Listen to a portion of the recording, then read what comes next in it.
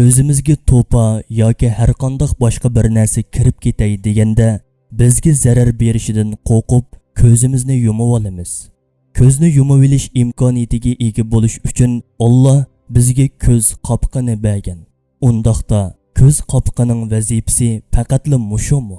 Albatta, ko'z qopqining birdan bir vazifasi bu emas. Texmi muhim boshqa bir vazifasi bor. Ko'zimiz yana ruhimizning bu olamga ochilgan panjarasidir. Ruh bu olamni ana shu panjaralardan ko'rib turmoqda. Bu panjaradan ruhga zarar zahmat beradigan harom ko'rinishlarmi kirib ketalaydi. U holda Alloh bu ko'z qapoqlarini faqat ko'zimizni qo'g'dash uchunla emas, ruhimiz va qalbimizni qo'g'dash uchun bergan. Ham mu'minlarga aytqinki, ko'zlarini saqlasin degan oyati orqali bizni askartgan.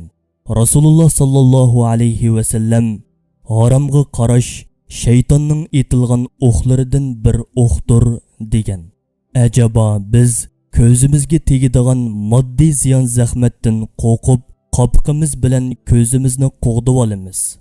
O'xshash inkosni ko'zimiz orqali qalbimizga harom ko'rinish kirishga uringanda ko'rsatalamdiq. Yoki bu zamonda ochiqchilik balosi bilan shaytonning zeherlik o'qlari yomg'ir kabi ko'zlarimizga yoqqanida ko'z panjarasi orqali kirgan bu zeherlik o'qlarga nishon bo'layotamdiq.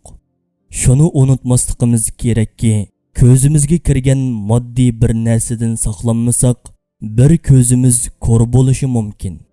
Lekin yana bir ko'zimizda ko'ra olamiz. Ammo ko'z panjarasidan ko'zimizga kirgan bir harom ko'rinish orqali qalbimiz ko'r bo'ladi va bizning uningdan boshqa bir qalbimiz yo'q. Buni hargizmi unutmasligimiz kerak.